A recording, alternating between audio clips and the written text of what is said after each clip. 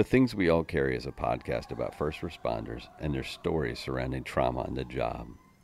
The intention of this podcast is to raise awareness and share meaningful conversation around a subject often viewed as taboo or simply ignored. Be aware this content may be graphic and it is real. It may not be suitable for children or adults triggered by this subject matter.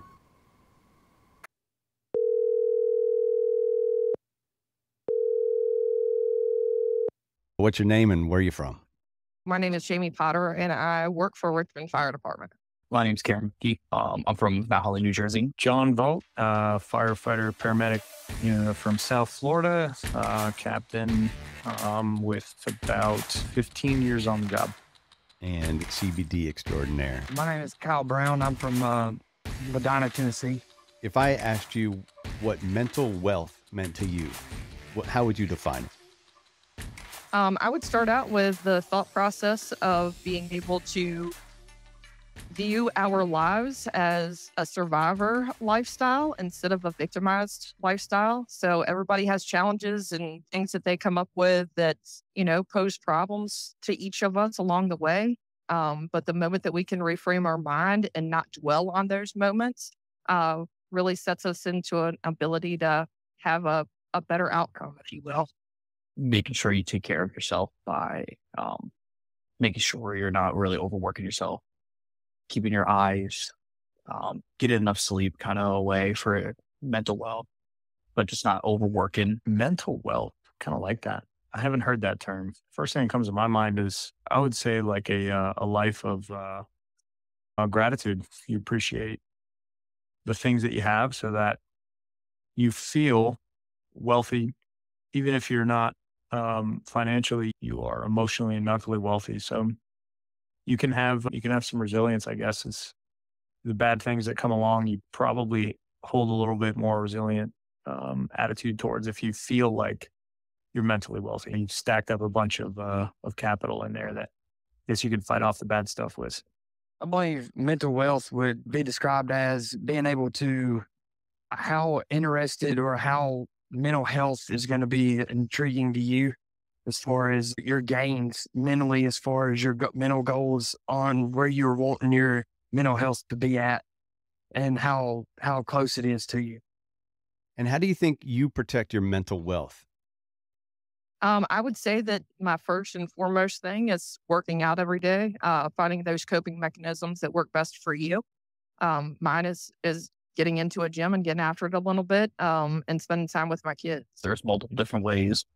For example, like therapy. A lot of people who are in our job go through therapy, which, that stigma is still high to this day.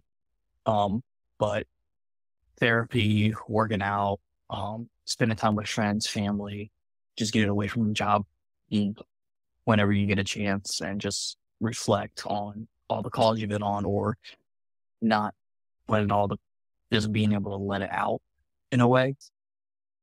I'm a big proponent of putting in regular work for this. And it's a big question, but I think what we have to do is practice very specific things. One of them, and people call it mindfulness or meditation, but I believe you actively have to pay attention to things that you are grateful for, because it's so easy to get lost in all the bad stuff, so we forget. There are good things to pay attention to. They get lost. There is a component of physical wellness, physical toughness to mental resilience and mental wellness too. You have to stay on that too, because pushing yourself physically or making yourself uncomfortable physically, there is science behind making yourself mentally resilient too. And then taking time for yourself, man. There has to be a component where you are practicing that, whether it's hobbies or self-care, whatever you want to call it, but it's, time off. It's got to be focused on yourself where you can actually unplug. Surround yourself with quality people. And in the end, it takes a village, but at the same time, for yourself, kind of get involved, being healthy, going to the gym, making small incremental goals for yourself. Hey guys, welcome back to The Things We All Carry. I've already recorded one intro and I walked away from it and I wasn't happy with it. And I think that's the issue with sometimes doing these intros with really no thought in mind of what I'm going to say. And it's been one of those weeks where I kind of escaped a little bit. And by escape, I mean I ignored the world as much as possible. And I went down one of those gopher holes that we talked about on the show in the past. And I think it was Eric down in Florida who talked about it being a gopher. You know, we're all gophers. You know, we can disappear real quick. We'll go underground. We kind of get through what we need to get through and pop up. And then we sit here and we go, well, why didn't we talk about it? Well, we didn't talk about it because we were underground at that time and nobody saw what we were feeling. And Kenny Mitchell talked about in his episode last week, you know, he said he met a friend on the side of the road and they both were hurting, but they didn't decide to say anything to each other. If one of them had just said, hey man, I'm struggling, the other one might've said, hey, I'm struggling too. Let's talk this out. And it's funny, we don't do that well, even in this circle of mine where I know that I need to talk to people. I know that I need to reach out. I know that I need to say to somebody, hey, listen, I just need to talk for a minute. Let's grab coffee. Or even when I get the offer of coffee, I don't take it up because I just wasn't ready to talk. And I'm not sure, I'm not even sure what I'm going to talk about. I just know that at some point I'm going to need to talk. And so it's probably time for me to take a step and reach out to my therapist and say, hey, let's meet. Let me just bounce some shit off of you and get it out of my head. And I know what she's going to say. I can hear her voice now and I laugh about it, but it's almost like I can't do it unless I hear her say, do it. So, I want to give a shout out to a few people that were there that checked in on me and said, hey, what's the deal? Where are you? Why are you MIA? They know who they are and it's much appreciated. You guys are invaluable. And so I can't do this thing called life without the support and those people in my life. And some of what I've talked about right there comes to light in this week's episode because I talk about the brain and we have a whole almost 2 hours talking about the brain and the damage done to a brain. And, you know, at the end, we get into a conversation about retirees, you know, people who have stepped away from the fire service, law enforcement, the military, and how they deal with it. Because I'm telling you, this is a speeding train. And once you decide to jump off, you stop, you come to a standstill, but the rest of that keeps going. It goes forward. Whatever speed it was going when you were on it, it keeps going, but you stop and you come to an abrupt halt and it's a painful stop at times. And so I thought things don't magically get better for you when you step away from the fire service. You know, you don't just forget about some of the shit you saw. You don't just dump your traumas out. But there's kind of a belief that, yeah, things do work that way. Well, I can tell you they don't.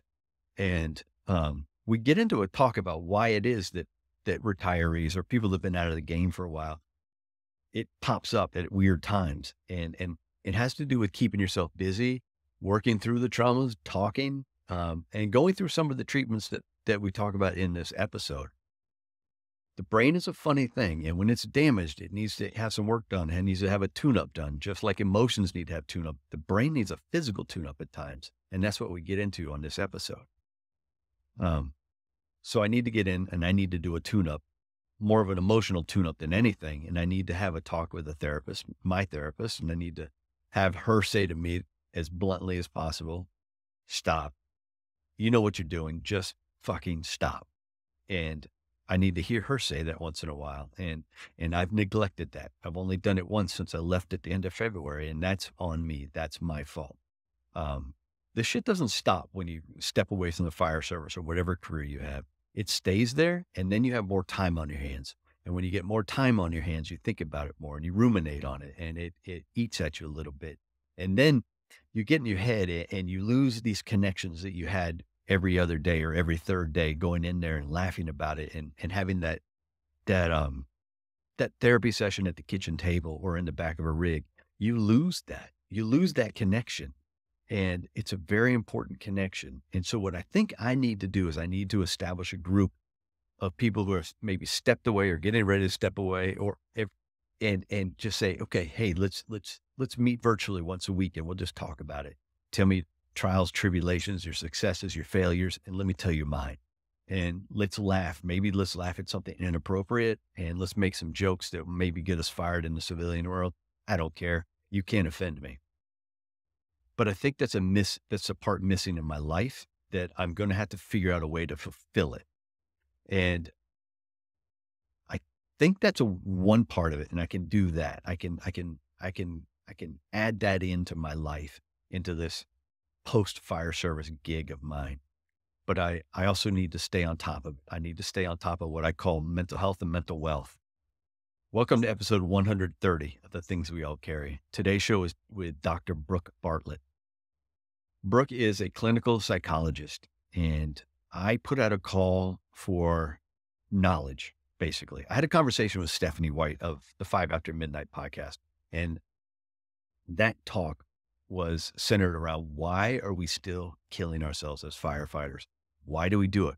With everything we know, with the stigma being reduced, with mental health being more prevalent, why are we still killing ourselves? And it came down to this for me. Talk therapy is not enough. We have to figure out what damage is actually being done in the brain, what physical damage is done in the brain. And this is where Dr. Brooke comes in. We have a great conversation. We talk about areas of the brain that are damaged, how they interact with each other, what emotions they might cause, and how it might manifest itself, and what you would see on the outside, what she calls the roots and the leaves of a tree. We also talk about some of the treatments to fix the physical damage so then you can get to the emotional stuff a little better. And then you'll be more open to talk therapy, and it might be more valuable to you. I'm not saying do away with talk therapy. I'm saying it's not enough in some cases. And we'll get into that in the show when it's not enough. Listen, if you hear yourself in this episode, reach out. Find somebody that can work with you. I get you in touch with someone. Reach out to Dr. Brooke Bartlett. She can get you in touch with somebody, but reach out. There's work to be done that will fix what's going on up there and allow you to be open to more of the benefits of talk therapy and the benefits of life in general, to be honest with you. So this was a really good conversation. It's informative. It's fascinating. It gets into the brain. It gets into how to fix some parts of the brain. And this was a good one. I really enjoyed this conversation because I learned during this conversation. And I love those episodes where I get to learn. So you guys sit back and enjoy episode 130 of The Things We All Carry with Dr. Brooke Bartlett, and then get out there and do something for yourself. Let's do it. All right. I'm trying not to make a fool of myself, but I can't guarantee you. So welcome back to The Things We All Carry. Today, I'm honored and excited to have Dr. Brooke Bartlett on with me, and she is going to talk to us all about our brains. And if any of us know where we have issues, most of us in the fire department, fire service, police department, wherever, know that we have some issues up there. We get some patterns of thought and some tracks of thought, and it's hard to get out of them. And I kind of wanted to ask her why we get that and how we quote unquote fix it. We all know we don't fix ourselves, but we can moderate the damage in some manner. And her name was thrown out to me, and then she reached out to me and has graciously agreed to be on. So I'll let her introduce herself a little bit, where she comes from, and what she studied and what she's doing now. So, hey, yeah, thanks for having me. I'm doing great. So I'm a clinical psychologist, which just basically means I spent way too long in school and training to get to put the word psychologist over my title. So a little bit about my background is that I started off doing research with military and working specifically with veterans and special operation forces. Heavy trauma research background, really went down the route of just fully specializing in trauma and anxiety, and was on course to just be a purely military psychologist.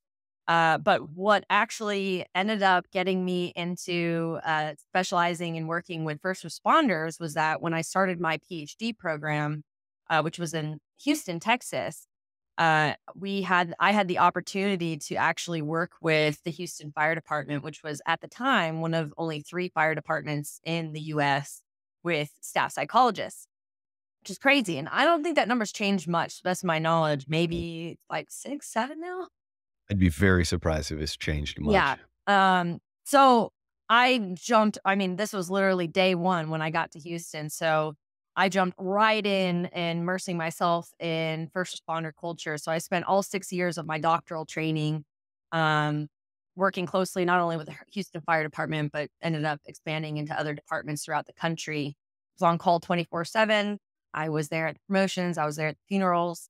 I was there for therapy. I helped develop a mental wellness program, also developed a research program there as well. So, conducted a lot of research with first responders, primarily firefighter EMS throughout the country, focused on things like trauma, substance use, suicidality, resiliency factors, etc. So, um, after I finished my residencies here in San Diego. Takes about 15 years to become a psychologist. It's just kind of never ending. It's Um, it's never ending. but yeah, after I finished my residency, I opened up my own practice, my own business, Center for Trauma, Anxiety, and Stress, where I primarily work with first responders and public safety agencies, doing a variety of things: peer support programming, critical incident response, mental wellness programming, therapy, and so on and so forth. So it's a little bit of a highlight reel of how I got to where I am now.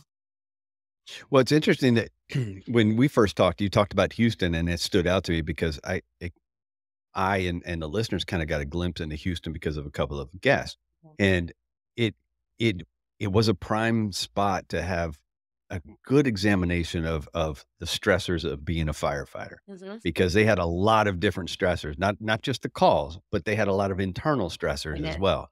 The city, I mean, for lack of a better term, fucked them over at one point, and so you had to deal with that, Yep. deal with the calls, and deal with home life. So you've got it's just a melting pot and a witch's brew of shit that came down on them. It sure was. And I was there at kind of the heart of that time as well over those few years when yeah, they did get pretty fucked over by the city. I agree. So there was a lot of organizational stressors, external stressors on top of obviously the stressors of the job itself. And in a city like Houston, so Houston at the time had about 4,000 staff, and is one of the fire departments where all firefighters are also trained EMS. And Houston's a big city, third largest city in the country, and so many of the stations that these guys and gals were at, I mean, they're running calls all night. I mean, Yes.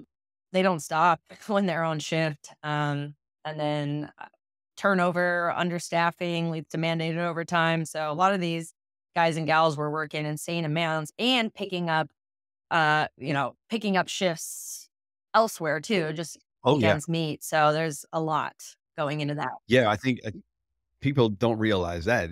Houston's the third largest city in the country, and they weren't afforded a living wage in some cases. Yeah. And it's just mind blowing to me. Mhm. It's and I won't. We don't need to go down a rabbit hole too much. If people want to get a glimpse of Houston, go listen to either Cody or Stephen Sims episode, because they'll get into the inner workings of Houston a bit. But it was a prime place for you to cut your teeth. That's for damn sure. Yeah. Yeah. So I kind of want to ask a couple of questions, and these are random because I wanted to get your opinion between kind of this military approach to mental health and this first responder approach to mental health, because I think it's kind of like almost a Venn diagram, because you have some overlap, but then there's some speciality to these traumas Yeah. between military and first responder. Mhm. Like, and how would you discern the differences or the similarities there? Yeah, that's a great question. Culturally, more similar than different, in Mhm. terms of aspects like camaraderie, um, strength, all the good parts of the culture, right? I always tell people the culture, first responder culture, I'm never going to like shit on it and say, oh, these are the things, right? But just like anything, too much of it can become a problem. Right. But things like camaraderie, tradition, pride, strength, always being strong, always being the protector, all those aspects of the culture, I think overlap, as do the other sides, the darker sides of it as well. I think overlap a lot. In terms of trauma, it really depends. We're talking about combat veterans. versus a first responder.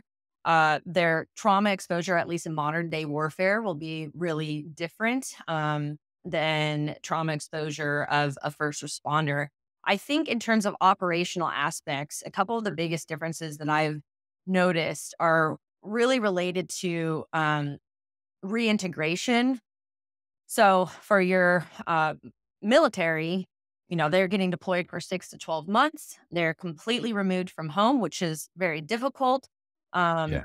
and comes with its own struggles, but they're not having to also kind of go on shift for 3 days, come back home. Now I'm mom, dad, whoever, partner, and now I'm back on the job and now I'm coming back here. Whereas the first responder is kind of having to constantly switch back and forth between these Right. roles. And again, I don't think either of them is harder or easier. They just come with different difficulties, I think. So I would say that is one of the biggest differences that I've seen in working with both aspects. And then that approach is a little bit different in terms of how we best manage and mitigate the difficulties in that with family members, partners, children, etc. Because approaching it with a firefighter who's going on and off shift versus someone who's deploying for 12 months, that's going to be a different approach, a little bit different. Yeah, I can imagine. And that's kind of that's how I envisioned it. And it's kind of like, it's almost in my head, I see a drip, for firefighters or first responders, this trauma drip, right? It's coming daily. Yeah. Boom, boom, boom. Where it's just this shower head or a nozzle for military combat veterans who have been in the shit, I guess we can say. And that's kind of like just being hit with opening the bail on a nozzle and letting it flow. And then it shuts down and you return to normal. Yeah. Whereas a firefighter or a cop or whatever, or even a dispatcher is getting that drip. And it's just that slow Yeah. build. Yes, I agree. And the other aspect too, a major aspect, is we're talking about the role of someone in the military versus the role of, let's say, a firefighter. Military, of course, you may have to take someone's life, right? Same goes for the differences even in the first responder world between police versus firefighter. But that takes on a different toll. And firefighter, though, has to always typically is I need to save, I need to help. I'm in charge of this person's life. And if this person doesn't live, then it's on me. Right. So there's a lot more, I think a lot more emphasis in the firefighter world. And this gets to moral injury, which I'm not sure if you've had people talk about on your show yet. But moral injury is rampant in military and first responders. But I find that the source of it tends to differ overall, generally speaking, between military and if we're talking about firefighter, EMS, paramedic, where the military moral injury could be a lot more so related to, carrying out certain missions, having to take lives. It's interesting. I've worked with a lot of special operation forces, and it's never easy to kill even the bad guy, right? They don't cry themselves to sleep about it necessarily in the same way, like they feel like what they did was wrong, but it's still typically not very easy to do that. And most of the time with my SOFs, I've found that the moral injury almost comes from what comes after that. So for example, I worked with someone who, had to eliminate a kid that was, pointing a rocket launcher at them. And, he wasn't necessarily really affected by the fact that they had to eliminate the kid, because it was like he would have taken out my whole unit. But it was more so he kind of talked about, well, that's a bummer that we had to do that, and he got chastised for it. Oh, do you like terrorists now? Oh, do you feel bad for them? Kind of like the falling out of that as well. Yeah. So I find there's a lot of difficulty around that, which is similar to first responders as well. There's a lot of moral injury around that too, which is getting made fun of for actually being affected by a call or being afraid to show that you're affected by a call, etc. Yeah, I think that's exactly the way I was tending to think about it, and it's interesting because there are some similarities, and then there are vast differences as well. So it's interesting to hear when I talk to someone whose background is military. It's interesting to hear how they approach it. So that's why when you brought it up, I I figured I'd go down a little rabbit hole there. Yeah. I love rabbit holes. So speaking of rabbit holes, what's the last song you heard? Last song I heard would be System of a Down, Atwa. Okay. Yeah. All right. You working out? I wasn't. That's just kind of like, Okay. I was just kind of getting started with my day. Well, technically I was getting ready for physical therapy. I go on Wednesday morning. So yeah. Okay. All right. Very nice. All right. So what is a brain and why do I need to know about it as a firefighter? The brain. That's a very broad-based question. Well, the brain's very Isn't it? important. I can tell you that. The brain, the importance of being a firefighter and knowing about the brain is understanding what's actually going on underneath the surface, Mm-hmm. right? Because when we're talking about mental health, we can't see it. No, We can't see it. not at all. We know Yeah. we feel like shit. We know we've had a short fuse. We know we've been isolated more. We know we've felt disconnected. We know we're not doing things that we normally enjoy doing, but we don't see it. We see the outcome. I talk about like the leaves on the tree, like all that I just mentioned. Those are the leaves on the tree, but we don't actually see, oh yeah, I have a fracture. Like all this pain, this limitation in my arm is because I have a fracture here. And I can Mhm. see that. Look, I have my x-ray, right? We don't see it. So it's really important to talk about the brain and understand what's going on in the brain because it provides, I think it does a lot of things. I think it addresses the stigma associated with mental health because believe it or not, there are a lot of things actually going on underneath the surface. But it also provides people with, I think it's empowering in the sense that, okay, now I kind of understand why I'm doing this. It's not just this amorphous thing that I'm just doing just because and that I'm too weak to stop, for example. Right. So I think it really provides that knowledge is power. And understanding that can then be more motivating for someone to maybe get the help that they need, right? It could allow them to maybe engage more in doing things, knowing why doing that thing it can help them. Because we're more likely to do things when we know why, right? Right. When you explain the benefit. Exactly. Exactly. If I'm going to PT, which I am, having someone just say, do this, and this, like, why? No, Yeah. why am I doing this? What's going on? Like, why is my neck and my back hurting? Right. So that's the really important part of why firefighters should know a little bit more about the brain.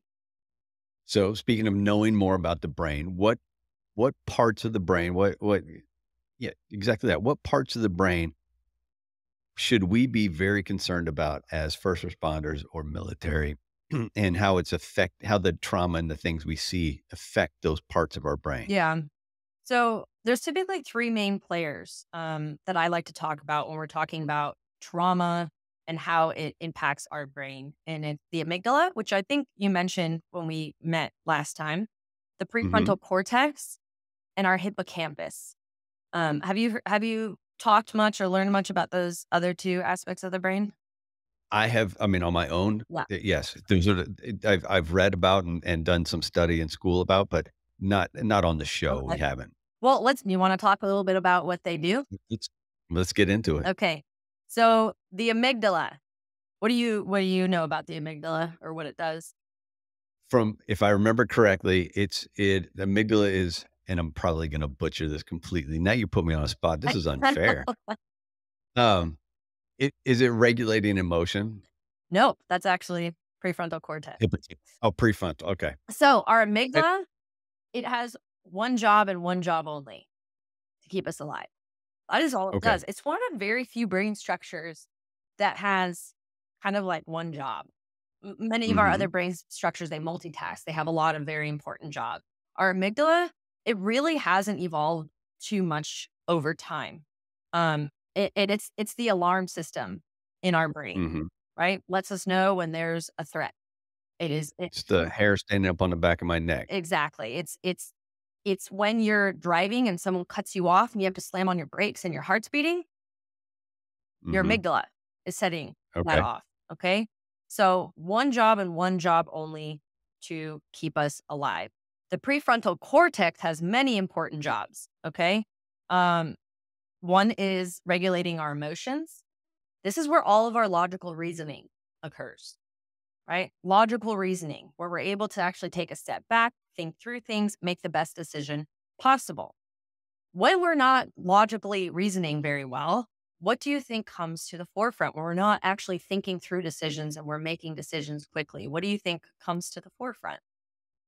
As in what does the actions for us? Yeah, what do you like? So when we're talking about logical reasoning, the opposite of logical reasoning would be making very hasty decisions, right? Yeah, so those rash decisions that all, well, not all, I hate saying all, but most firefighters are known to make. Yeah.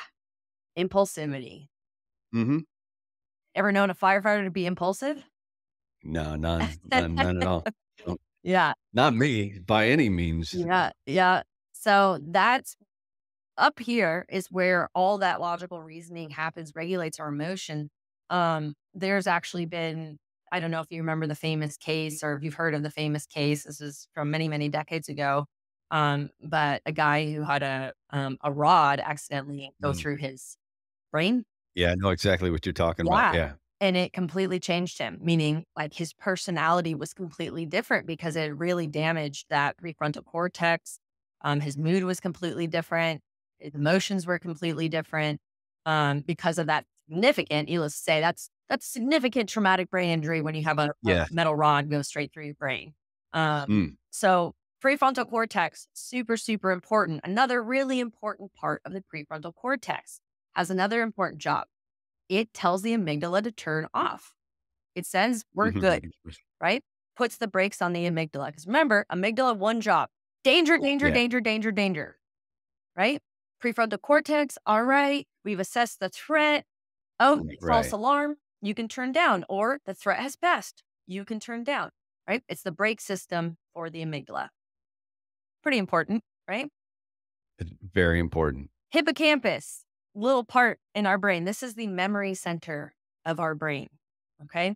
I like to think of it as a nice big filing cabinet. It allows us not only to put new files in there, but it allows us to retrieve other files. Right? So memory, storage, and consolidation. So we're talking about both short-term and long-term memory. So not only that we can put new information in there, but that we can recall other information. It helps us properly process and sort out these memories and information. That's what the hippocampus does. Okay. All right. Okay. And so I'm probably jumping ahead, but I've got questions just jumping around.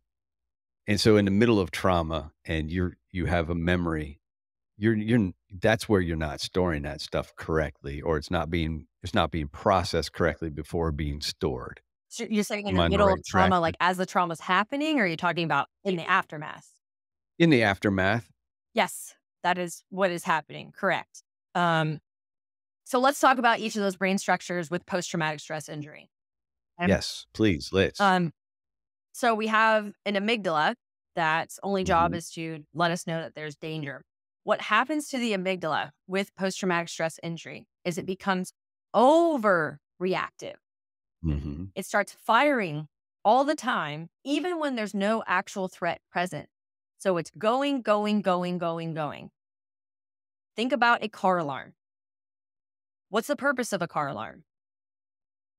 Right, to alert. To alert, right? Someone's breaking into our car, someone's messing with our car alarm goes off, and we can go and assess the threat, right? Right. So what happens with post-traumatic stress injury is that car alarm is going off when no one's trying to break into the car. It's going off when someone's walking by with their dog, when there's another car that drives by, when there's fireworks nearby. We've all probably been somewhere where someone's car alarm is just nonstop going off, right? That's what happens to our amygdala. It is going off all the time, even when it doesn't need to. Okay? Here's the other thing about the amygdala. Because it has arguably probably the most important job, which is to keep us alive, it is the loudest. Okay? When it is on, it completely suppresses other parts of the brain. Some completely. It completely compresses them. Some, it just very much disables them and keeps them from doing what they're fully able to do. So when our amygdala is on, it is screaming the loudest and the other parts of our brain get toned down. Okay. Prefrontal cortex. So we have an overreactive amygdala. What happens to the prefrontal cortex is it actually becomes underreactive. Mm-hmm. The neuronal branching in our prefrontal cortex starts to diminish. Okay. And so we have an overreactive amygdala, an underreactive prefrontal cortex. We already talked about all the important things that a prefrontal cortex is supposed to do, including turning off the amygdala. But guess what? Lights are off up here. Well, Right. the amygdala has full reign. Right.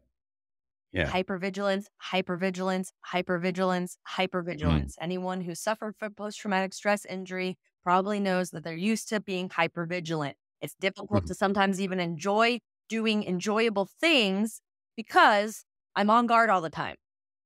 It's kind of what we talked about before we started recording. Sure was. Yep, exactly. So then we have that hippocampus, right? With post-traumatic stress injury, our hippocampus literally shrinks. It gets smaller, okay? And because it gets smaller, needless to say, it's not able to work the way it's supposed to. So that nice filing cabinet I was telling you about, Right. all the files are all over the place. Yeah. They're all over the ground. There's drawers pulled out. Everything is completely discombobulated, okay? Another very important job of our hippocampus is it allows us to differentiate between past and present. Now, here's what I mean by that, okay? There's something that we are capable of doing because of our brain that we take for granted. What we're able to do is if I am presented with something that reminds me of something in my past, my Right. brain is able to tell me that was then and this is now, right? Whether it be a good thing or a bad thing, right?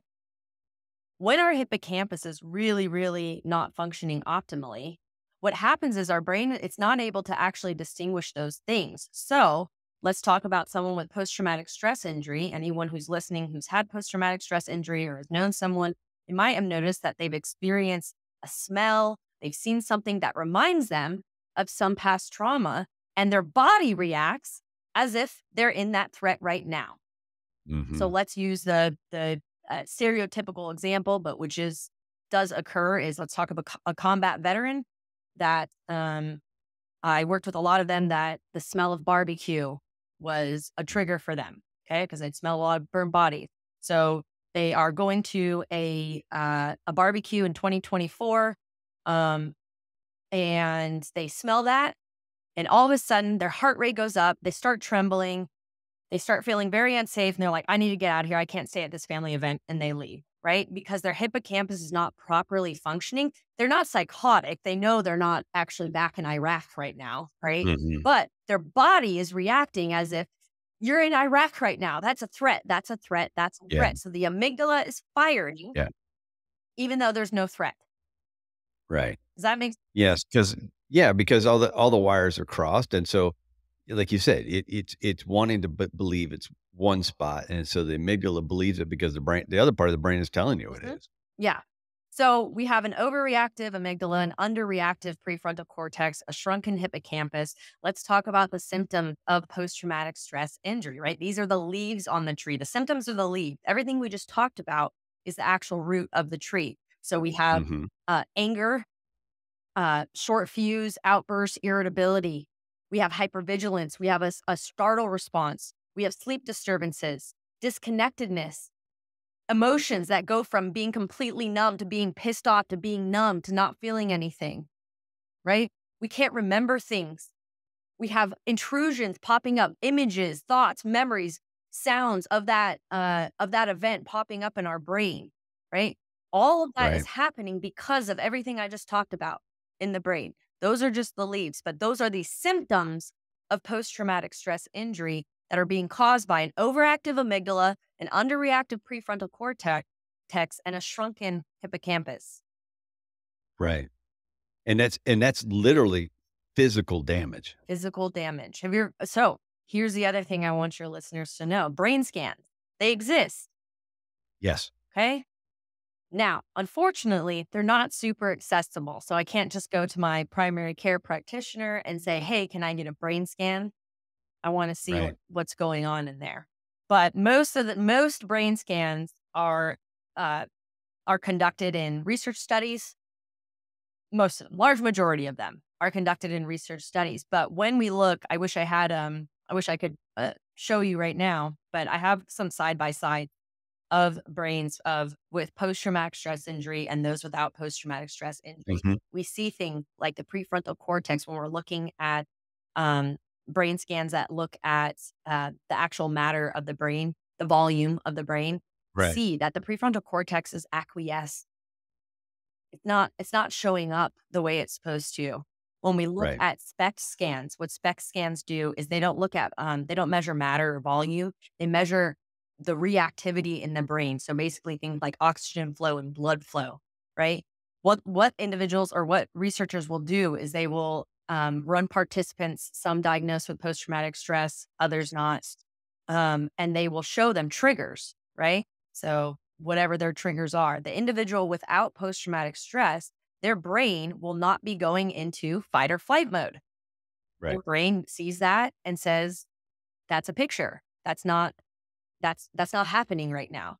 The individual with post-traumatic stress, what will happen is their brain will go into full fight or flight mode. We see all the activity in the brain, the increased blood flow, the increased oxygen flow. It looks very discombobulated because that's where our brain looks when our brain is going, danger, danger, right?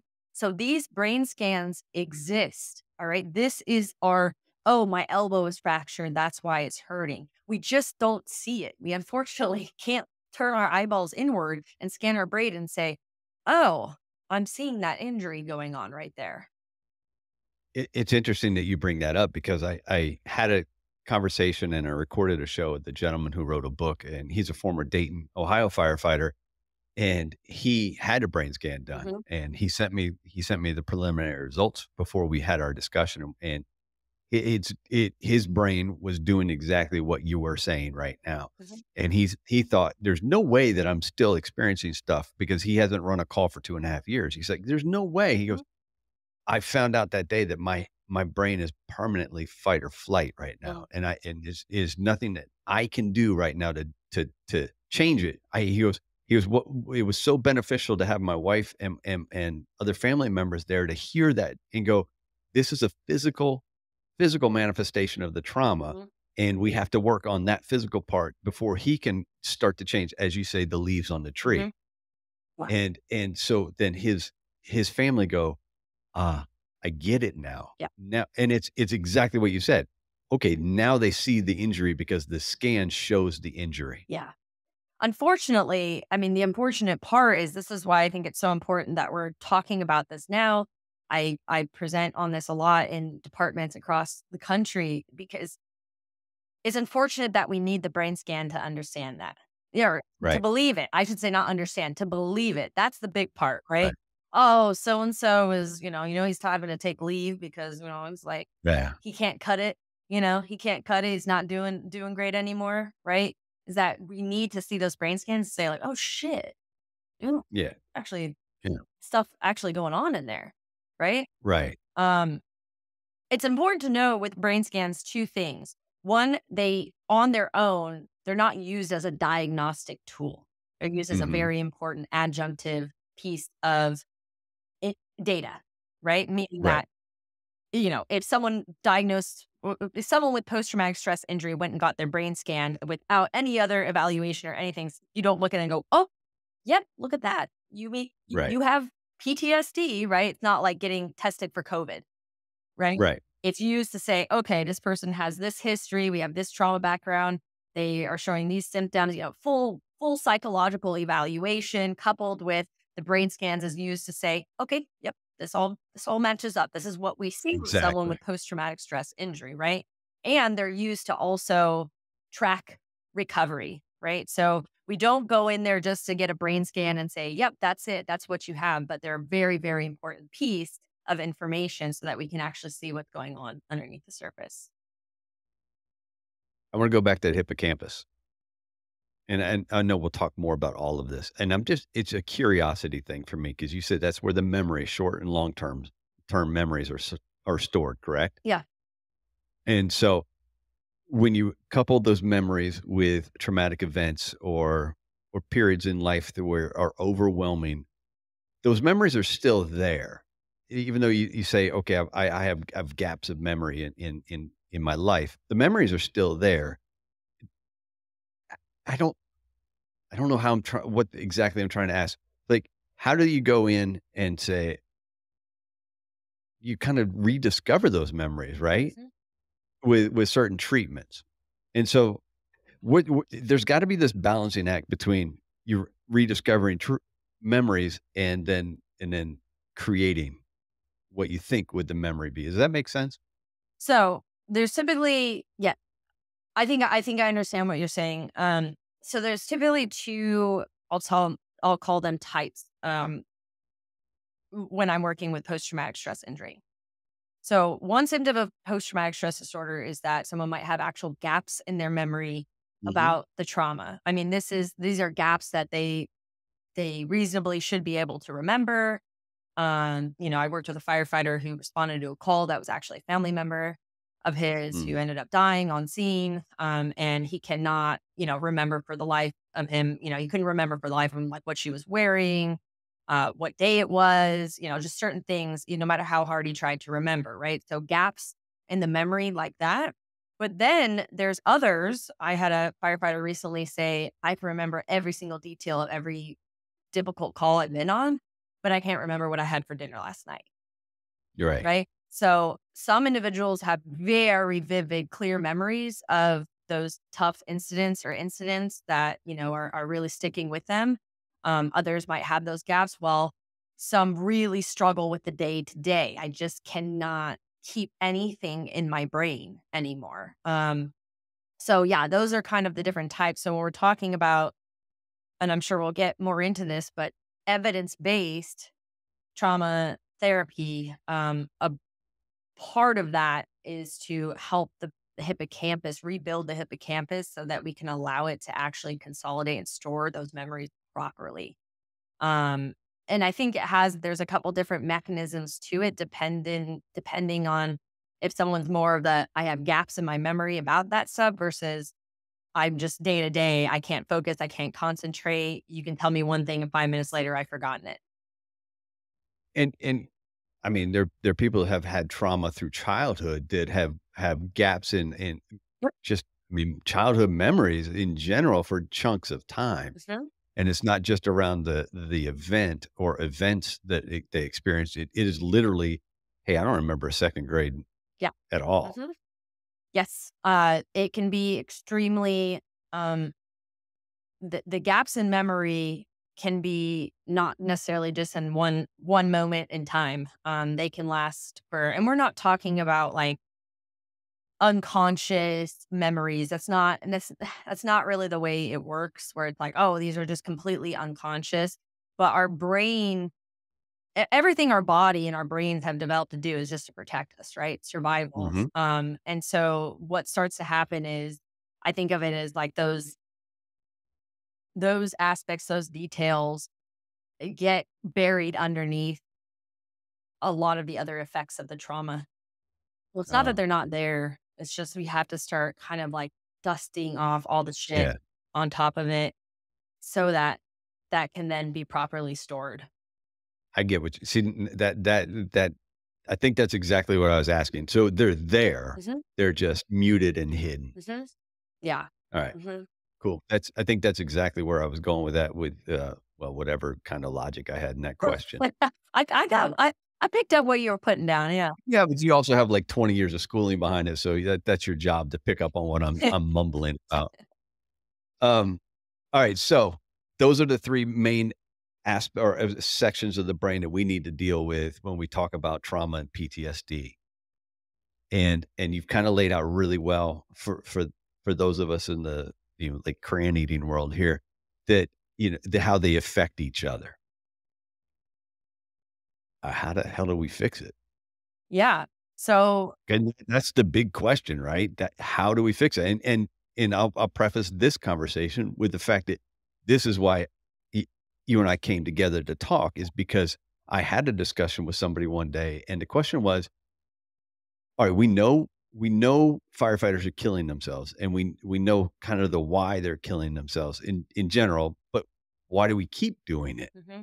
Even though we know there's an issue going on and people are trying to fix it, but we're bringing it to the forefront. We're talking about it. We're getting therapy, but we're still killing ourselves. Mm-hmm. Why? And I couldn't answer the question for her, and I don't think anybody can really necessarily answer that question for her. But it hit me, and this is me going, "Oh, I've got a great moment," but it's not. It was just my own great moment, because then it hit me that no, this is physical trauma, and talk therapy isn't doing it. Mm-hmm. And so that's why I found you. Yeah. So is talk therapy enough? No, talk therapy is not enough. So here's the thing. Mental health is on a spectrum, just like most things, even in our physical health. Okay. Unless we're talking about type 1 diabetes, or someone's born with type 1 diabetes. Type 2 diabetes isn't just, you're not healthy this day and the next day you wake up and you have type 2 diabetes, right? You work for it. Yeah, exactly. Mental health is the same way. You don't just wake up the next day with PTSD, right? Or you don't just wake up the next day with an alcohol use disorder, right? So what's important to understand is that there's this spectrum. Once someone passes a certain threshold on the post-traumatic stress spectrum, talk therapy is no longer a good option. Once someone meets criteria for post-traumatic stress, okay, and that post-traumatic stress, they're not only meeting the symptom criteria, but another couple important determinants is how much impairment those symptoms are causing them in their life. Now, these symptoms have become they're unmanageable. It's affecting my marriage. I'm not able to do my job as well as used to be able to. My physical health is deteriorating, right? How much impairment those symptoms are causing them and how much distress they're causing them, okay? Once someone passes that threshold and is more they're meeting criteria, full criteria, or they're close to meeting criteria for post-traumatic stress disorder, and they're, like I said, having a lot of impairment, at that point, talk therapy is not going to do it, okay? Mm-hmm. Because talk therapy is not evidence-based and designed to address those aspects of the brain that I just talked to you about, okay? I think in our when we met, I said something like, if someone was diagnosed with cancer, do you think that going to support groups is the best line, Right. the first line of treatment for cancer? And you just kind of laughed like, no, of course not, right? Now, Right. support groups, excellent additive. I'm not shitting on support Yeah. groups or anything like that.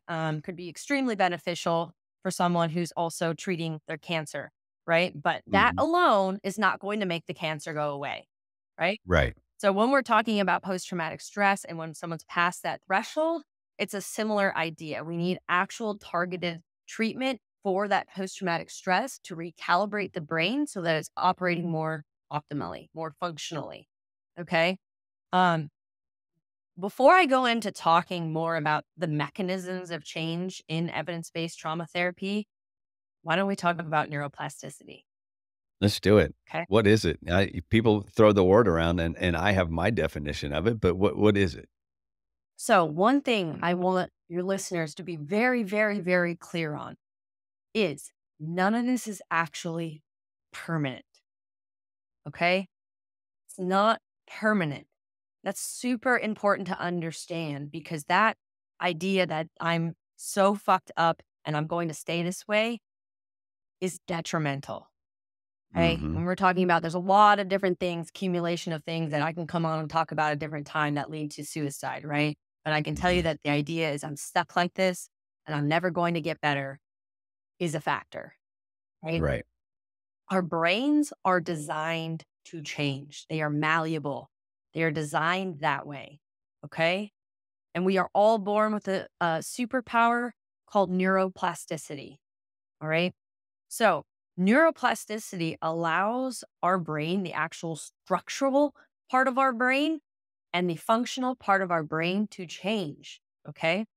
So like I just said, there's structural versus functional. So structural neuroplasticity, our brain is actually capable, say we actually have some kind of traumatic brain injury, like, Mm-hmm. military vet, drove over an IED, got knocked out, actual damage to part of the brain, right? Structural neuroplasticity allows either the healing of that part of the brain that was injured, or let's say the part of the brain was injured pretty badly. What it does is it actually tries to increase the strengths in other parts of the brain to try and make up for what might be, what might not be doing so well in that part of the brain that was damaged. Right. Make sense? Yeah. You find another area of the brain that can compensate for the extreme damage. Exactly.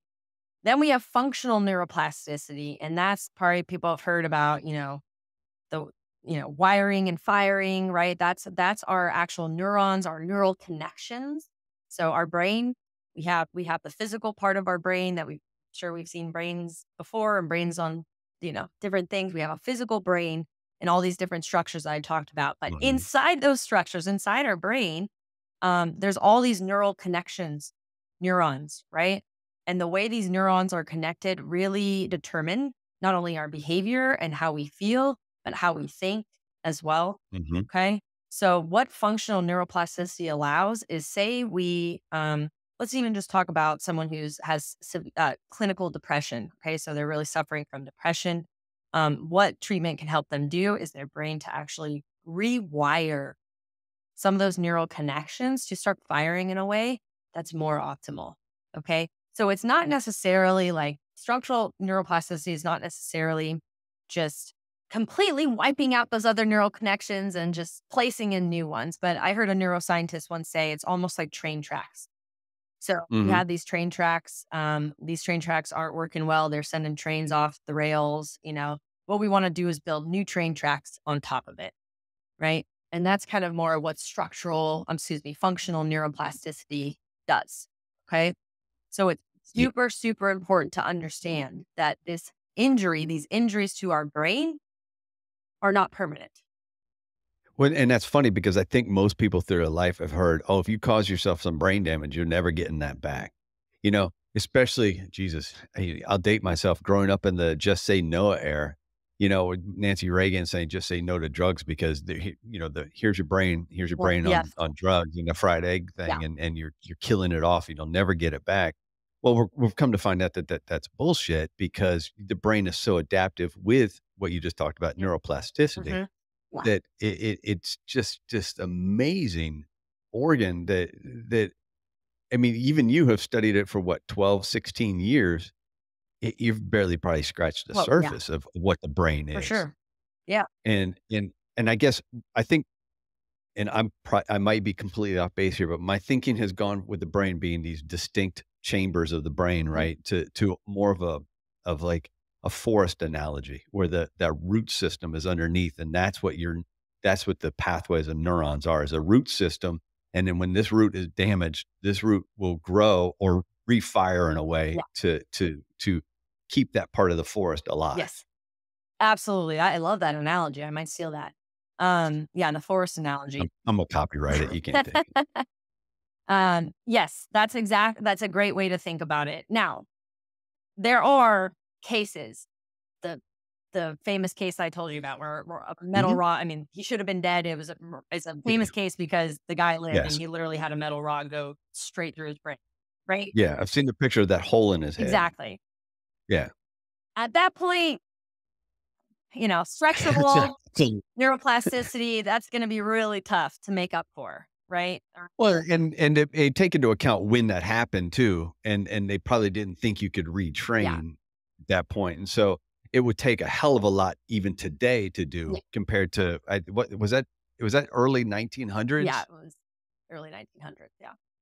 So think I mean, shit, they were cutting halves of brains out at that point in time. Yeah. So, yeah. Yeah. So, now here's the other important thing to remember too, when we're talking about the superpower of ours. Our superpower doesn't just happen on its own. Okay. There are 3 ingredients that go into igniting our superpower. And I call them intentionality, repetition, and consistency. Okay. Without Practice those makes three perfect. things, these problems aren't going to change. Right. Yeah. When we're talking about evidence-based trauma therapy, we're talking about intentionality, repetition, and consistency. You're getting your reps in. Okay.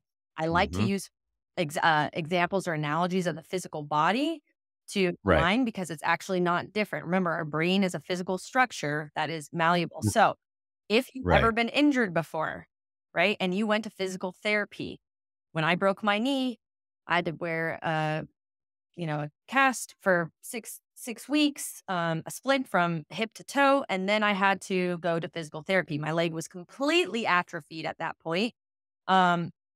And it took about a year until I actually got back to fully normal, where I could run normal, where I didn't have a gait. It takes a lot of practice. It doesn't just take Right. you going to physical therapy twice a week either. They give you things that you have to do at home on your own. So if I just Yeah. went to physical therapy once or twice a week and I said, all right, 1 hour, I did that and I just left, my knee's not going to get better. My leg is not going to rebuild. I'm not going to regain the strength in the other areas of my body that was lost. I'm going to probably still be walking with a gait today, right? Yeah. So it's the same thing when we're talking about the brain. Good news is that the brain is malleable. These things are not permanent. Things like post-traumatic stress are not permanent. Bad news is that you actually have to do the work to utilize Yeah. that superpower. Yeah. And that's a catch-22 because I mean, you're talking about people who are down, who are, like you said, oh, this is never going to change. This is how it's always going to be. Mhm. So, why should I even try? And so then it's your job as the director of the symphony, basically, to say, no, it can change. So you have to be able to show your patients how and why. Yes, exactly. And again, I will use the physical example.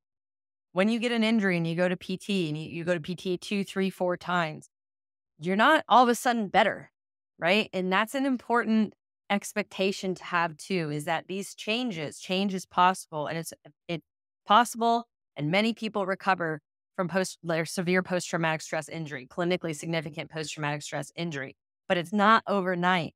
It's not in 1 week, right? It takes some time and repetition, intentionality, and consistency to make those changes. But you might be thinking this takes years. If you're engaged in trauma-focused treatment and evidence-based trauma-focused treatment, these typically last anywhere from 2, 3, 4 months, okay, of Mhm. consistent engagement. So we're not talking about years. Now, I'm not saying, again, remember, we're not saying that 3 months, if you go through a full protocol trauma-focused treatment, that in 3 months, you're just perfect. No, you're so great. It's like you've never been a firefighter for 20 years. You're just great, right? But at that point, we're now taking you down below that threshold so that you're Mhm. able to regain the quality of your life again.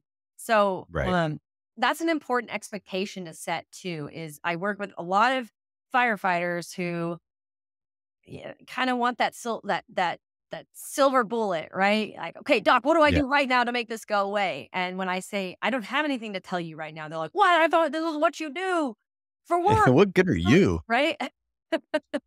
That there's no silver bullet overnight, that these things take some time, but that you can get to the point where you're below that threshold and that you can re-engage with those areas in your life that's not affecting you to the same degree that it was before.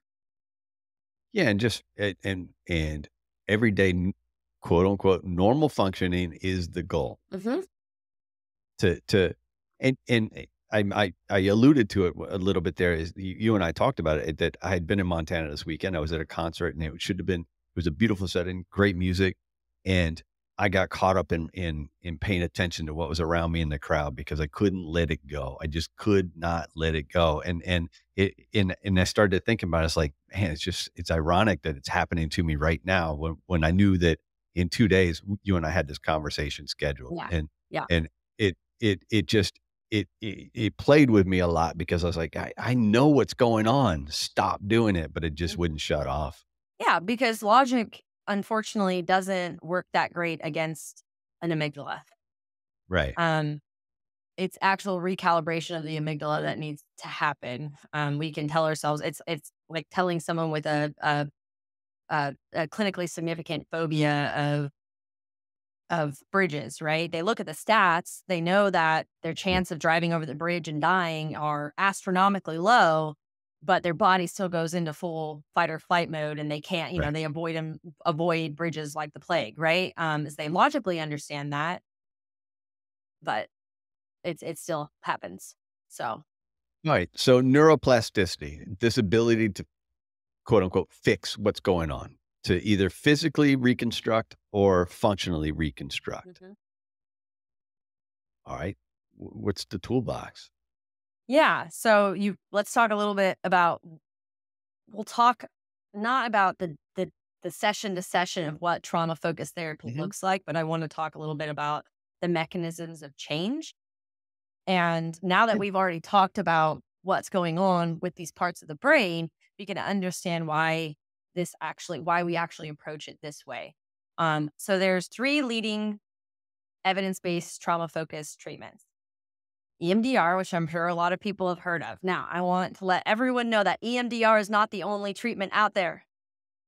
EMDR has a very good marketing. And so it seems to be the only treatment that a lot of my first responders think exists. And I've had a lot of first responders try EMDR and they didn't like it and it didn't work. And then they say, I'm screwed. This one thing that everyone talks about as the most amazing thing doesn't work for me, so I'm screwed. EMDR is not the only treatment. There's also cognitive processing therapy, CPT, and prolonged exposure, PE. Now, these are, again, the 3 gold standard treatments for post-traumatic stress injury. They have a lot of research behind it, okay? We're not talking about self-report research, meaning that someone's going to talk therapy and they fill out, how are you feeling today? And you rate these, right? We're talking about randomized controlled trials. Randomized controlled trials are what are needed to actually be evidence-based, okay? There's a lot of other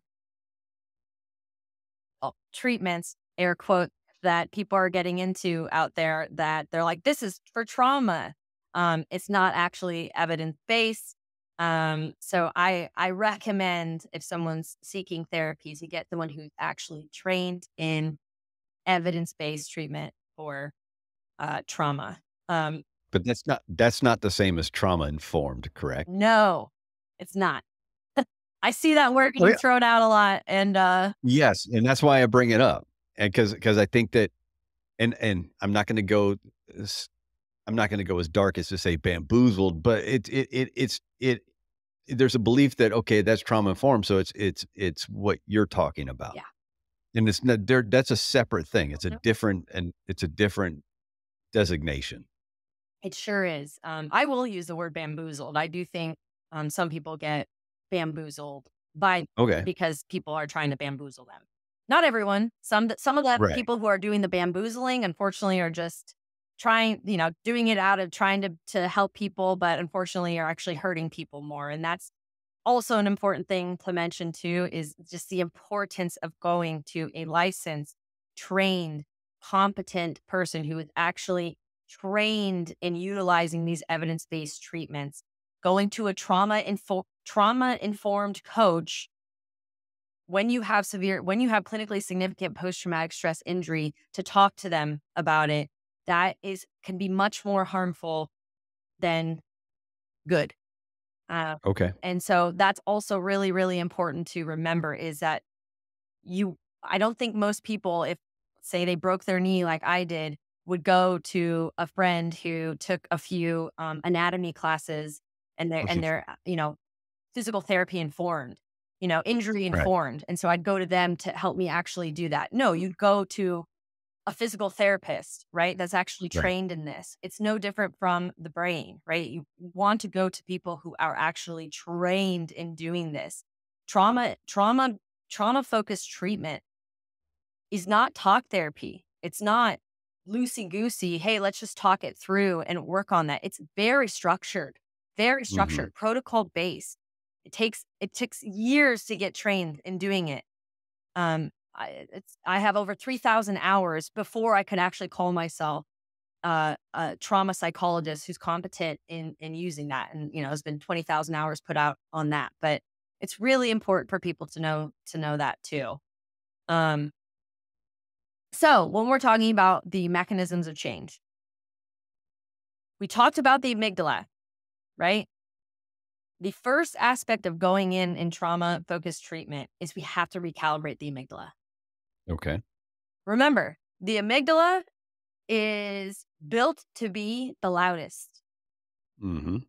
So when our amygdala is firing all the time, going in and trying to address, let's try and address this emotion regulation, right? Let's anger, and let's try and work on that. It's not really going to do much because we need this to quiet down, the amygdala to quiet down and start firing, the way it's supposed to, before we can actually go in and address that. So the biggest mechanism of change in all three of those trauma-focused treatments that I mentioned are what we call exposure, right? It's a non-avoidant approach, okay? When I say exposure, I want to talk just very briefly so you understand how post-traumatic stress disorder or clinically significant post-traumatic stress injury develops. It does not develop overnight. If someone experiences a major trauma on Tuesday, on Wednesday, they might notice they have a lot of symptoms that look like the criteria for post-traumatic stress disorder. This is not considered post-traumatic stress disorder. It is normal to experience acute symptoms of post-traumatic stress in the aftermath of trauma. Okay? We're actually not allowed to diagnose post-traumatic stress disorder until a certain amount of time has passed. Okay, for that. As I understand, it's 30 days plus, Correct. right? Correct. And I say that because what determines whether or not someone develops post-traumatic stress injury, more severe post-traumatic stress injury, is avoidance. Mm-hmm. Okay. So what I mean by that, there's a lot of forms of avoidance, but avoiding through alcohol, kind of coping with it through alcohol, drugs, staying busy all the time. I'm not thinking, I'm doing everything I can to avoid seeing, thinking, feeling about the trauma, right? Mm-hmm. First responders get very, very good at this. And in a way, they kind of have to, because to be good at your job, you can't really focus too much on every single call, right? Right.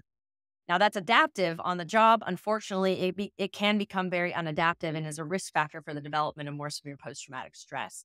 So what happens when someone is not avoiding in the aftermath of trauma? Let's say they go to therapy, they talk to people about it, they reach out for support, they start doing things to regulate their nervous system, like they meditate or they go on walks, or they do deep breathing, all these things together. What happens is those acute symptoms of post-traumatic stress, they start to diminish both in frequency and severity, okay? With avoidance, what happens is these symptoms not only do not diminish, but they maintain and they worsen, okay? Because it's completely blocking our brain's ability to actually process it properly. Right. So avoidance allows our amygdala to actually amp up even more, okay? Mm-hmm. So when we're talking about trauma-focused treatment, we're talking about a non-avoidant approach that's done through different forms of exposure. And those three trauma-focused treatments, they each kind of employ different forms, but they're all getting at the same mechanism of change. Does that make sense? Okay. It does.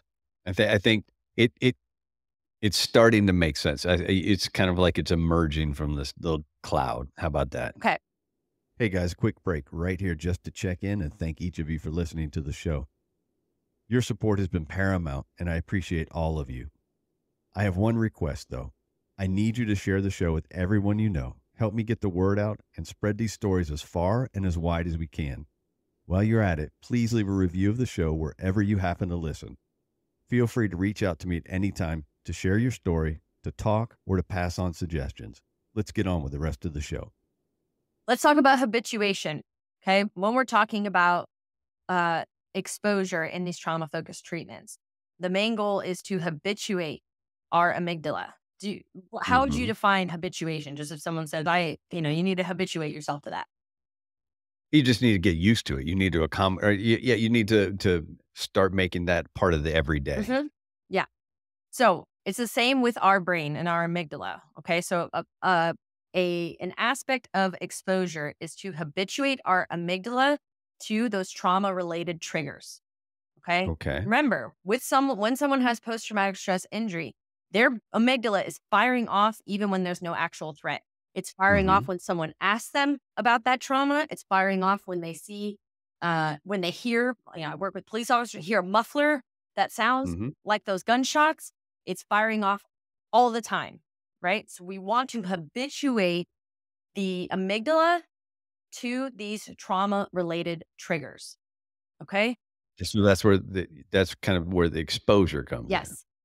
There's two forms of exposure that we typically do depending on what the makeup of someone's post-traumatic stress injury does. There's external exposure. So what I mean by that is we I won't go into too much detail, but we develop what's called an exposure hierarchy and say, for example, someone avoids crowded places. They only go to the same grocery store at the same time, same day of the week, 6 a.m. right when it opens because there's less people there. I see you smiling. Maybe you're kind of familiar with this. Yeah, I mean, I hear people say that, and I think some of it is it's those comfort things that people in these jobs say, and it also even equates to watching the same TV show over and over. It's just a comfort thing because there are no surprises. Right.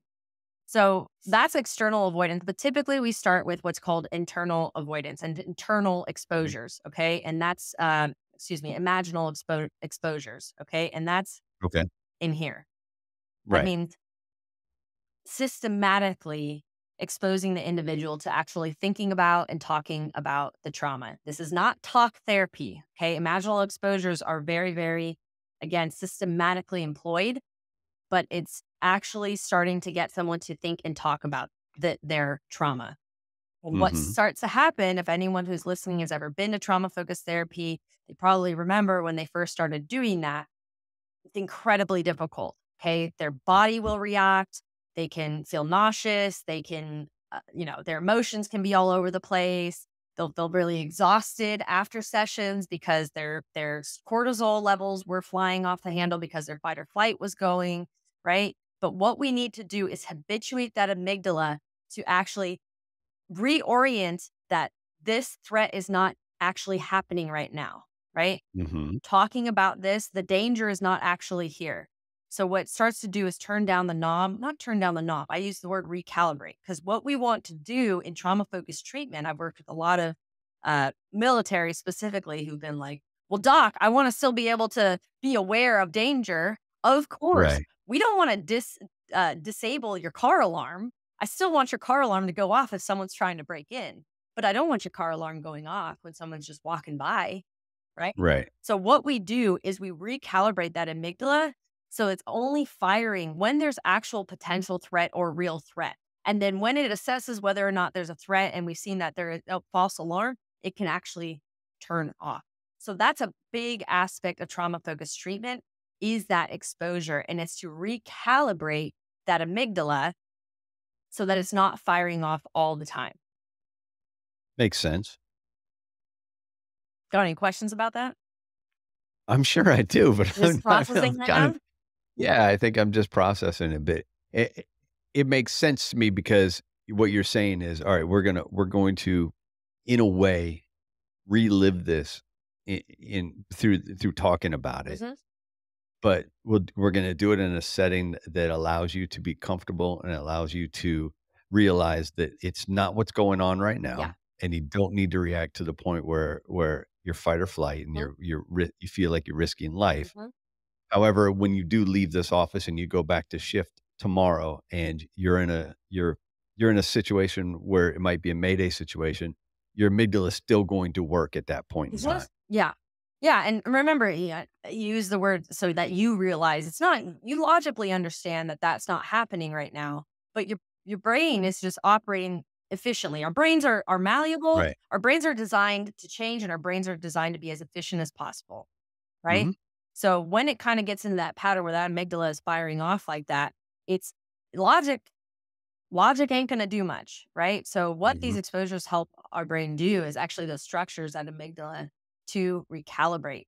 Because remember, when we think about what leads to the development of clinically significant post-traumatic stress injury, It's avoidance. So when individuals come in for trauma-focused treatment, it's not like they've actually been talking about these things. They've actually done everything they can to avoid seeing, hearing, thinking, feeling, and remembering about that stuff, right? So what these exposures do is we actually have them very much talk about it in a lot of detail, very specific detail in a very specific way. So not just like broadly, oh, I woke up and then I heard the sounds and I went out and my unit was on the ground. I mean, we're talking about what they smell, every single detail of what they saw, right? I mean, we're really opening those aspects up and the amygdala is firing, firing, firing, firing. But over time, we don't do it just once. We don't do it just twice. We do it over and over and over again until their subjective units of distress, we call them SUDs, but basically their anxiety levels start to go down. Once they start to go down, now we're seeing that amygdala is recalibrating and is not actually firing because it's sensing danger when someone's thinking about their trauma. Yeah, that makes sense. That definitely makes sense. It was said like that, and like it's that, and I know it's in the name. It's that repetition that's okay. I'm stumbling for the word. It's, for lack of a better term, you get used to it. Yep. Yeah, absolutely. Your amygdala starts to get used to it. Yeah, that's a good way to put it. I mean, it gets used to it. It is able to realize that is not the threat. That is not the threat, right? So you're able to talk about it and your amygdala is not firing at that time. So when we're talking about habituation, the important, again, I wish I could bring up some of my data charts to kind of show you what happens, but we're thinking about a graph and the x-axis on the bottom is the amount of time you're in that exposure, and the y-axis going up and down is the level of distress, those SUDs I talked about. What we see with over time, over exposures, is the very first exposure from 0 to 100 is pretty high. And sometimes it even spikes when they start it. Whoa, it goes up. And then we stay in it, in the exposure, typically have them do this over and over and over again for around 30 minutes. Okay. At the end, they typically end up a little bit lower than what they started. Then we go into their second exposure and their second session. Maybe they start off the same amount. Maybe they don't have as big of a spike and they end a little bit lower. Over time, what starts to happen is they're starting lower SUDs and they're ending lower SUDs. Gotcha. And that's how we would habituate to anything, right? When we're talking about habituation doesn't just happen when we do it once, right? If we're talking about training for a marathon, which is what is it, 26, something, 26 miles? Yeah. Have you ever known anyone to train for a marathon? They build. They don't just start off running 26 miles, right? They start off running 5 and they do that for a week. Then they add on another mile or 2 miles and they're doing 7 miles and they add on, right? Because their body habituates. Okay, now I'm used to doing 5. Let's slowly add on a little bit more. The same with our brain. We want to habituate it over time, and it takes a lot of repetition. Right. Yeah. Yeah. No, it fascinates me. So if I'm quiet, it's just all running through my head, because I can think of friends and coworkers and go, yeah, I can see where they definitely want to avoid what they went through here. And so, but then by avoiding it makes it so much worse. And like you said, that amygdala just locks in at that high rate, and it just stays there for everything. And so it's kind of cool how, well, it stays in there for everything. It's all based in this one or a couple of calls. And I guess, does this work for complex PTSD as well? Because you can't just go and reiterate, tell. I mean, you can't tell all the stories. Does that make sense? Yeah. Yeah. So typically, you cut out there for a second, but, right. So typically, or not typically, when we're doing trauma-focused treatment, we have the person start with what they would say is one of the worst traumas that still affect them today. What starts to happen is sometimes, maybe we work through that, and then there's still kind of like a little bit of a thorn in something else, and then we start from there. But typically, again, they're not starting off in the same place that they were processing that major one. But typically what happens is the effects trickle down. The brain learns that now when I start thinking about and talking about all that starts to actually trickle down so that the top traumas, working on the top traumas trickles down to the other things. And I know being a first responder psychologist is not easy all the time to pick one. So, it's kind of like, what is one of the things that really is still sticking? What is one of the things that you try and avoid thinking about the most, right? What is one of the things that still really sticks with you today? And we start with that. We start at the top. Let's go back to memory though. What about those times where you're coming in and you've got all the hallmarks of PTSD? You've got all those leaves, and you've got you've whether it's a childhood based or a job based or whatever it is, but you're not recalling that. You know something's there, but you can't put your finger on it. How do you deal with that? Yeah. How do you bring that out of somebody? So it's really, really fascinating. When we're first starting our exposures, I worked with many individuals who they might have those major gaps, and I'm not pushing them to know exactly what happened. What's really fascinating and a pretty fun thing, and as a psychologist see, is as we continue these exposures, more details start coming out. So I'm not really doing anything in the sense of like helping them to remember those specific details. What starts to happen is once we start to break up that locked part, right, is slowly other details will start to trickle in, and they'll start to be like, I mean, I've seen it and heard it more times than I can count. Like, holy shit, I forgot about that. When I start talking about that, oh my God, I forgot about that, right? And again, we're not talking about unconscious memories that we're just talking about there's so much shit piled on top of it that now it's getting the space to actually come out. So it's not really anything different. Basically, work from where someone is. You have them in the imaginal exposure. You systematically basically help them through doing the exposure in a way that they recall and talk about and recite through every detail that they can remember. But if they have major gaps in their memory, that's fine. They do what they can remember, and we continue to do it.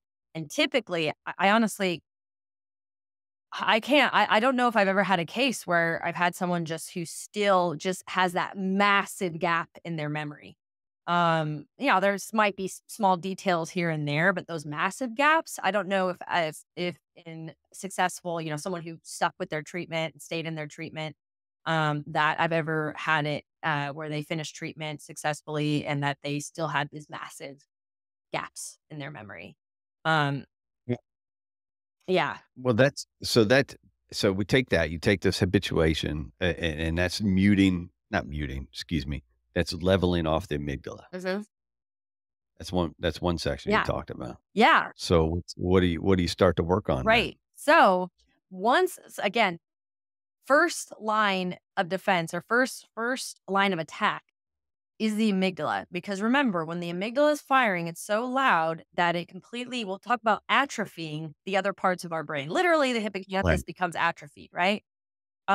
So once we start to recalibrate the amygdala and the amygdala is not screaming and shutting down other parts of our brain like our prefrontal cortex, then we can actually start to process, make meaning of all these aspects and details of the trauma that we've been shutting out every way possible through porn, through alcohol, through staying busy, through avoiding people, all these other ways, right? Now we can actually start to make meaning of and process these things. I don't want to go into too much detail because it goes, this is more of the cognitive side of things, but I can tell you that once we dampen down or recalibrate that amygdala, it allows us to actually go in and store those aspects, process those emotions, process those memories, consolidate them, and actually store them properly. So now we're picking up all those files that have been all over the place, right? And we're actually able to relabel them. That's one thing. So part of trauma therapy is not only adding new labels like, oh yeah, this was here, and now I can actually store this away. But along with all the files all over the place, some of them have the wrong labels on them, right? And so we actually have to relabel them a little bit sometimes. And so we can actually go in and allow these other parts of the brain that have been atrophied for however long, 1 year, 5 years. I've worked with a lot of Vietnam vets, so 40 years, right? And start to rebuild them so that we can allow that prefrontal cortex, those neuronal branches to start to grow or start to reconnect again. And so that that atrophied hippocampus can actually build. So really main aspect that is similar across all treatments is recalibration of the amygdala, of that fight or flight response. And then we go in and we do more cognitive work and actually work on things like this comes with a lot of cognitive behavioral therapy, where we go in and systematically actually have them gather evidence, make meaning, restore these memories, etc. So now things are in a little bit better place than they were before. So that the most important part, and I don't know if it's even, it has to be the most important part because nothing else gets done until you quiet the amygdala. And then you don't just stop that. I'm assuming there's still some work, there's some maintenance there. Oh yeah, exposure continues throughout. And so what we start to do, we start with that imaginal exposure. Again, we call it imaginal, but it's not imaginary. It's actually someone recalling the details of their trauma. But what we want to do is we want to continue to keep making sure that recalibration maintains, and then we start to actually plan exposures out in the real world. And again, this could be external exposures where we do a hierarchy and we have someone, let's say, we do a hierarchy. And what I mean by that is, say, we'll use the example of someone going to the same grocery store, same time, same day every week, and they will not go to the grocery store unless they can go at that time. So let's say it's 6 a.m. We don't start with throwing them at, hey, go to Trader Joe's at 5 p.m. on a Friday, right? That's not their exposure. We don't start at that super massive one, right? Or like someone's avoiding crowds. Hey, go to Petco Park at a baseball game, right? We're not having them do, that's not what we're talking about exposure. We slowly start to work them into it. And that's different for different people, but we create that hierarchy even just for one exposure. It could be that, let's say they go at 7 a.m. Or let's say they have someone accompany them if they think that would be more helpful for them. And then once they start to go at 7 a.m. and their SUDS levels are starting to go down and their amygdala is not reacting, then maybe we move the time again, or maybe we have them go at 6 a.m. to another grocery store that they're not familiar where everything is. They can't just grab and go, right? So we start to work up that way. So we're still continuing to work on that throughout treatment as well. When you say those things, it starts to bring some things together for me, at least, and hopefully for the listeners, because we do see so much almost ritualization in across like first responders. Everybody has the way they like to have it done. Some of that is for survival, because some of that is if you put the same things in the same pockets in your gear, you know exactly where it is. That's understandable. But like you said, going to the same store at the same time, because that way you're not going to experience anything different, that's not necessarily understandable. That's unhealthy. Exactly. And here's the thing. I'm glad you brought that up. A couple of things that I want to make note of. One is that, remember, we're talking about things like you just said. We're talking about when our behavior, our habit, our rituals, our symptoms are starting to cause impairment in our life. Like now I'm not actually attending my daughter's sports events and my relationship with my daughter is suffering because I don't want to go be around that crowd of people, right? Not, hey, I mean, listen, I prefer not to go to the grocery store at 5 p.m. on a Friday, right? But if I can only go at this time, this day to this grocery store, and if I don't go, I will not get food that week, right? That there's a difference between that. So I'm not talking about, what people prefer, or it's okay even to try and mitigate, have safety risks and mitigate those things. But when they start causing that impairment in your life, that's when we start to see it as, okay, that's the type of post-traumatic stress injury that we start to address. So that's the first thing I want to say. The second thing I want to say is related to hypervigilance in first responders and military. When we talk about the baseline hypervigilance levels of civilians versus first responders military, generally speaking, first responders military, their baseline level of hypervigilance is going to be higher. That's okay, right? We're not trying to change that. You know why? Because it's very adaptive. You need to be hypervigilant on the job. Right? We don't want to take that away. And we can't just say, okay, go into your uniform and go on shift. And then when you're off shift, you go back to civilian, right? That's all you do. No, that's not realistic. Simple. Right? So I want people to understand that this level of hypervigilance is not always a bad thing and become adaptive. It's okay if you notice that you're still a little bit more, you know where the exits are, et cetera. It's more when that hypervigilance becomes excessive and unnecessary, Right. when there's no actual threat around, right? Excessive and unnecessary, and it starts to cause, what's the word? Impairment, right? That's when that hypervigilance threshold has been crossed. And it's like, all right, this is more of that clinical levels of post-traumatic stress injury. So hypervigilance in and of itself, when off the job, is not a bad thing. We're not trying to change that, but just when it starts to actually keep you from going places, doing things, when it's keeping you from enjoying things that you do go to, right? Those types of aspects, when that's happening consistently, that's the type of hypervigilance that we want to address. It interests me when you say the avoidance, because, we do drink.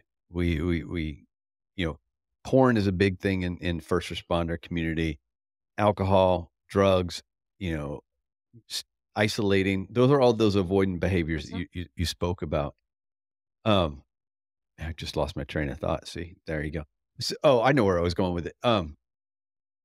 Even when you leave the fire service, people are still using those behaviors to avoid. So they're still drinking. They're still checking online porn. They're still watching TV to just veg out. Those are all the avoidant things. And so you leave that. I think there's this misnomer that if you're going to step away from the fire service, boom, things get better, because you're not exposing yourself on a day-to-day basis, or a cop or military. You're not exposing yourself to those, to the traumas anymore, but you're still doing the avoidant behavior. So you haven't dealt with any of the other stuff that you saw when you were in. So things don't get better. I can only imagine things might actually get worse as you go. Yeah, there's actually a lot of research on retirement or medical retirement, whatever it is, when someone leaves the fire service, that rates of PTSD, rates of suicide, rates of alcohol abuse, those skyrocket, and that it's not coincidental. I've worked with, like I said, I've worked with Vietnam veterans who are in their mid to late 70s who their PTSD symptoms skyrocketed 5 years before. And they're like, what? I was like normal. I was fine before then. So it's not always this thing happened and now I understand why I developed this, because this thing happened just 2 months ago, right? I've worked with a lot of individuals who were normal, and I'm using normal because that's relative for one, but they were getting along, doing their normal shit that they were doing and avoiding, keeping their head down, doing all the things that were keeping them at bay. And then they retire. And then all of a sudden their PTS symptoms come up big time. Right. Right. So yeah, trauma is cumulative. It is cumulative. We cannot take this one trauma here and this one trauma here, and they're mutually exclusive and they play nicely, including childhood trauma. I can tell you anecdotally that a lot of my firefighters have really terrible childhood trauma. They're like, I don't know. I haven't thought about that in forever. That doesn't bother me. Let's talk about this other stuff that I'm dealing with, right? That is all cumulative. All the stuff on the job, all the calls, the childhood trauma is cumulative. Trauma is not something that just happens in a box. So even if you haven't thought about that for years and years and years, there's still some kind of accumulation going on.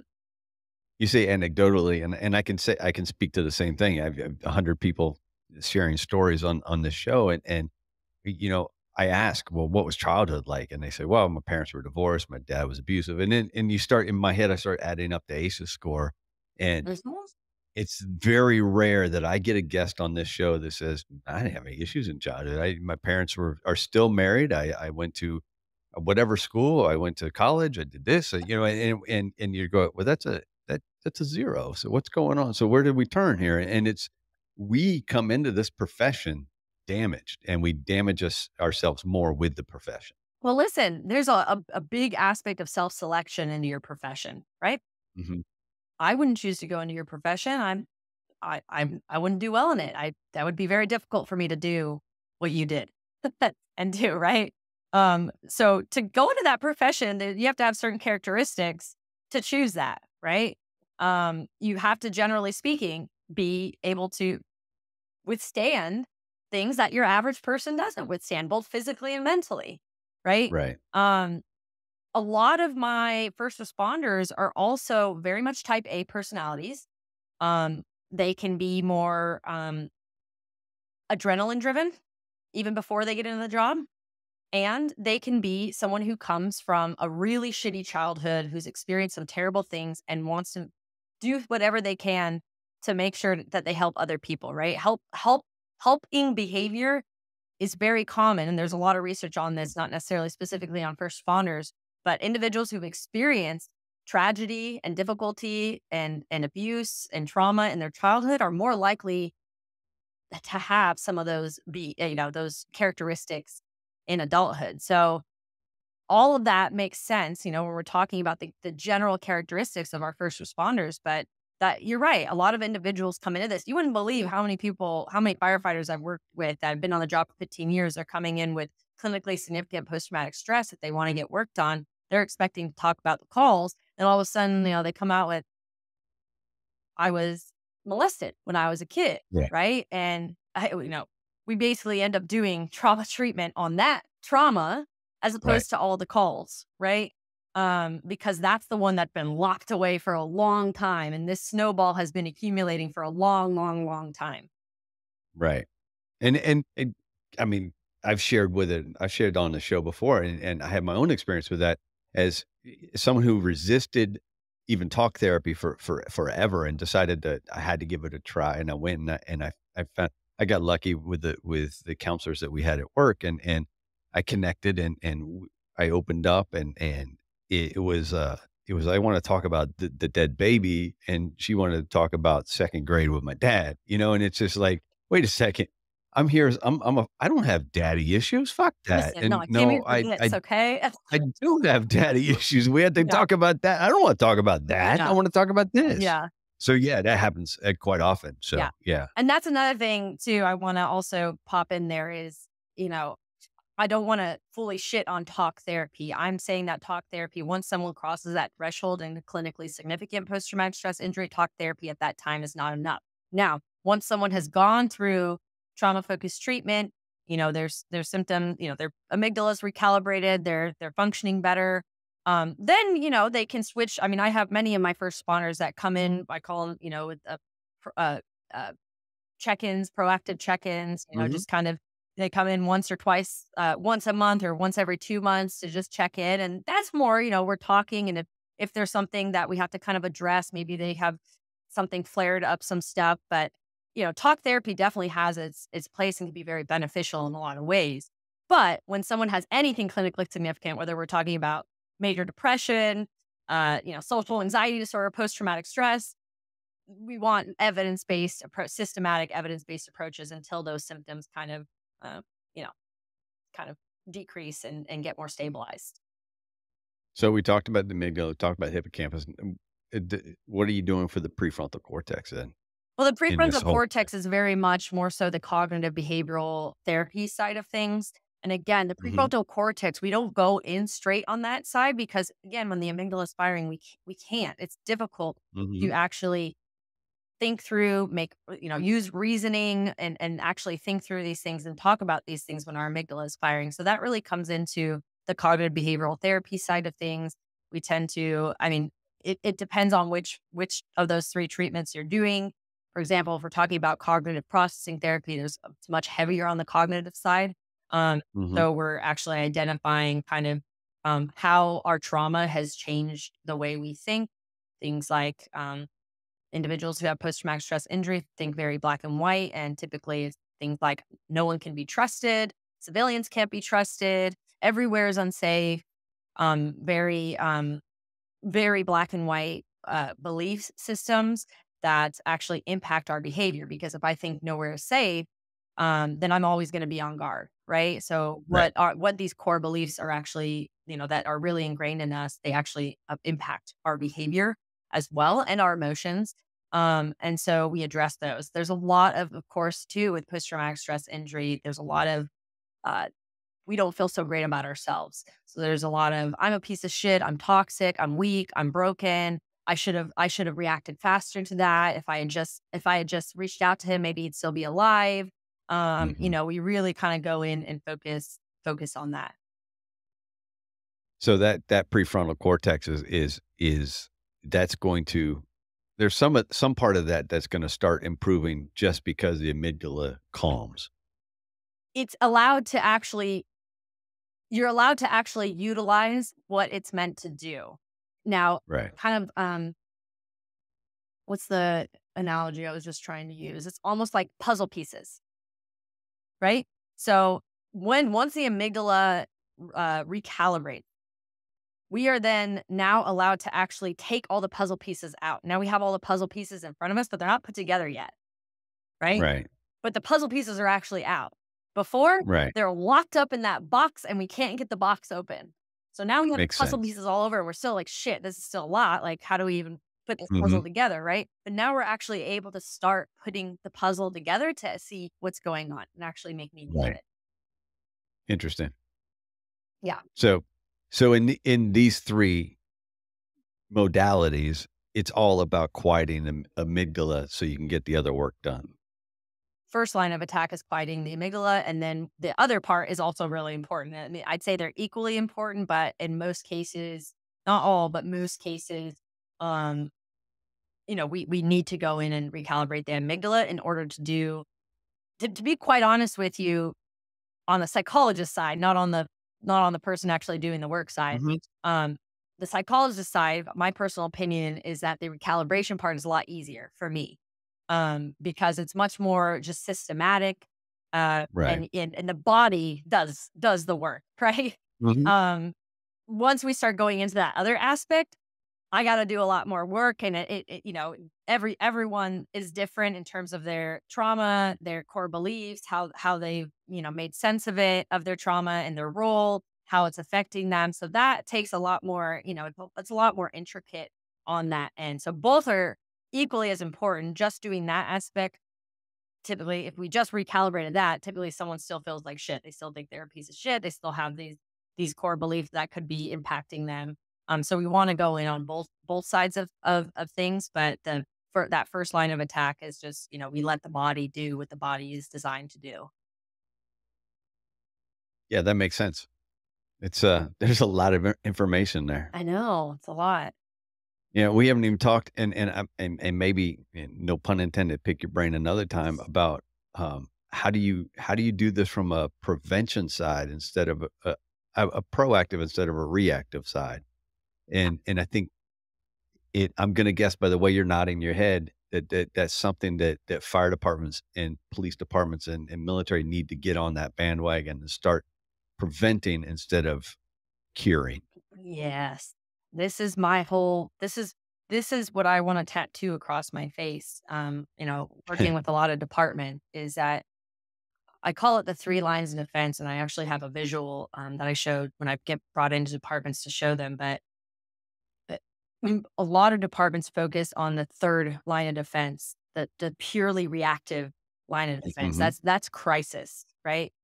And that's very important to have, by the way. We need to have those resources there to for those individuals who get that snowball has rolled so much that they're starting to roll off the cliff, right? We need that. But there's a lot of departments that completely neglect those other first 2 lines of defense. And ideally, that's where we're really targeting to prevent someone from even getting or needing that 3rd, Right. right? And the first line is that just purely proactive, that first keeping healthy people healthy.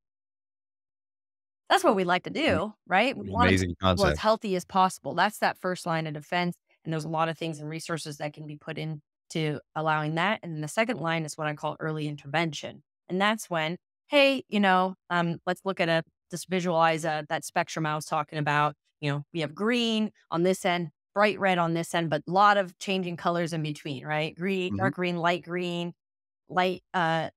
light yellow, darker orange, light red, dark red, right?